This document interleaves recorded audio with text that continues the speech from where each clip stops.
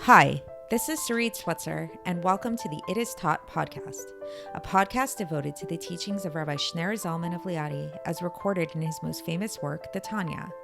My hope for this show is to make these teachings accessible and relatable to the average person, regardless of prior Jewish education or affiliation. The episodes follow the prescribed daily study portions and are meant to serve as practical lessons in how to live your life as your true self and develop an authentic and powerful relationship with your Creator. I have personally experienced the effects the study of this work has had on me, and I'm excited to share what I can of this knowledge with you. So please join me on this journey of learning, self-growth, and connection with your source.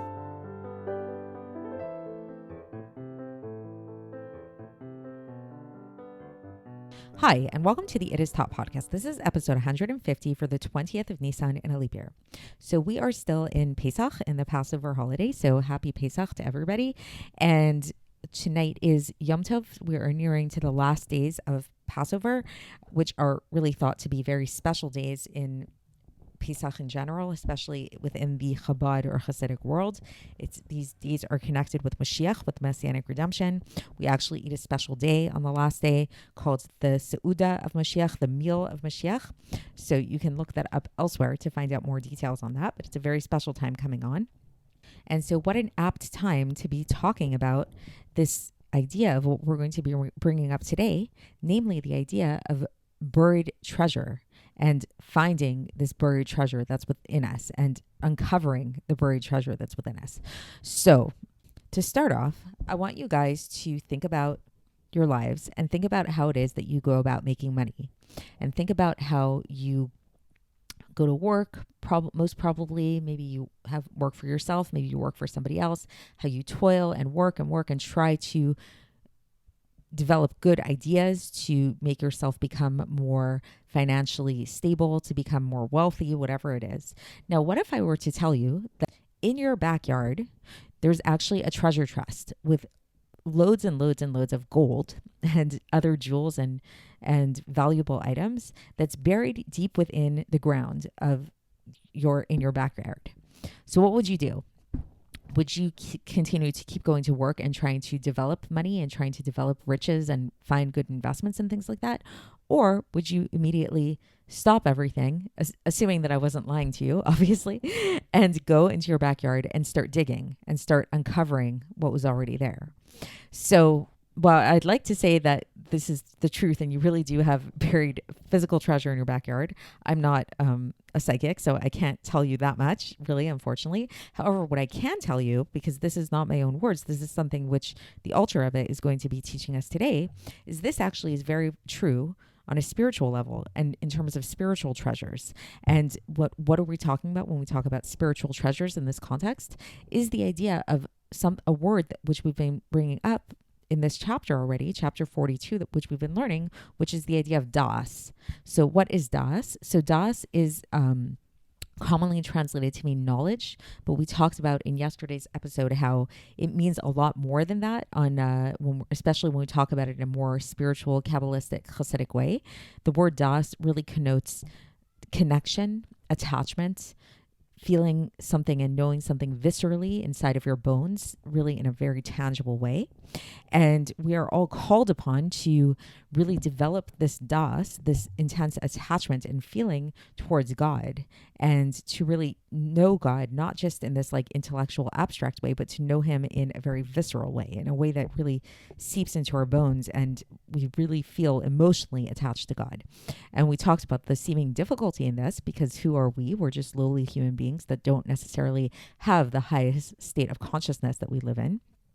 And then we talked about how we actually could all access this level of das by virtue of Moshe Rabbeinu, because Moshe Rabbeinu, first of all, he stems from the supernal das. So he is like the epitome of this das.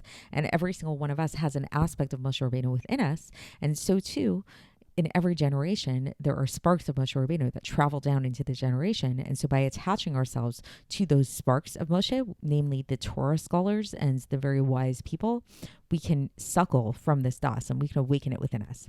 Today, the Alter Rebbe is going to take this even further. And he's going to liken das really to this idea of a buried treasure, just like what I was discussing before. And just like with a buried treasure, it's not so much about going out there and trying to develop riches and trying to find the right investments and make money and things like that. It's more about recognizing that you have a buried treasure in your backyard, and then you just need to dig and you need to uncover the dirt. So too is it when it comes to Das, when it comes to our knowledge of God. Every single Jew, by virtue of being Jewish, by virtue of who we are, contains within us this ability to connect to God on this visceral level, on this very tangible, emotional level. And all we need to do is we need to remove the obstructions that are preventing it from manifesting. When I say all we need to do, that's actually the first step. This is the step that the Alter Rebbe is going to be focusing on today. Tomorrow, stay tuned. We're actually going to talk about the next level that needs to be done that goes beyond removing obstructions. But today, we really are going to be focusing on this idea of removing obstructions. So what are the obstructions? What obstructs us from really being in tune with this Das within us? So really, simply put, it's our bodies. We are a soul. We are having a physical experience here in this world, but we're really spiritual beings. The truly deepest part of ourselves is our soul, especially being Jewish, and who we are as Jews is our godly soul. It's the part of us that is connected to God, that is actually a part of God himself. And so while this should mean that we should live with this experience of being conscious of who we are and being conscious of our godly self, this isn't always our reality because we live within a physical body. And this physical body can be thought of as obstruction, can be thought of as like the dirt that's covering the treasure. Or let's say if you wanted to eat an orange or another fruit that has a very thick thick peel to it. So once again, it's not so much about trying to get at the fruit so much as it is about removing the peel.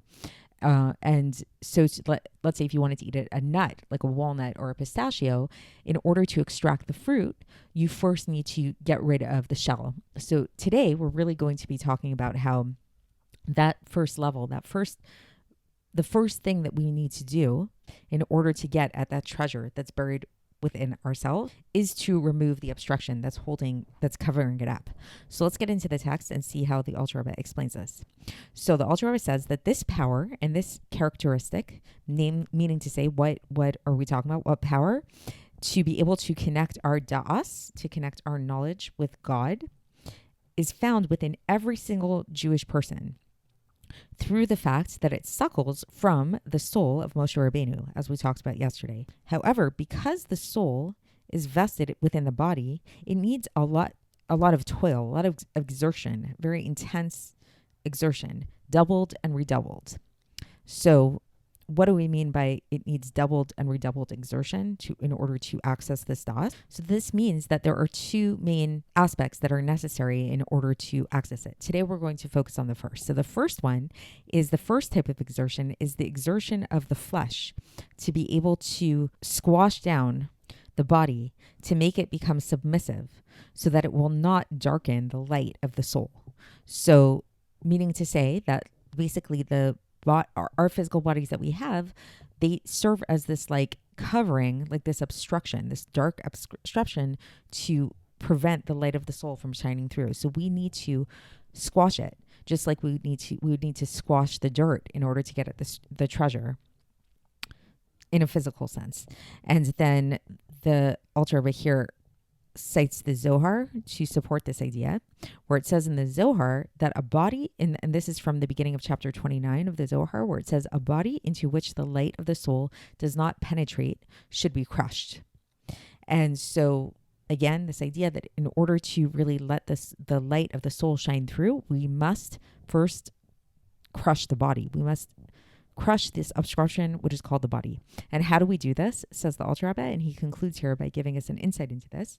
We do this, we squash the body, crush the body through having thoughts of Teshuva from the depths of the heart, as is written more there in the Zohar.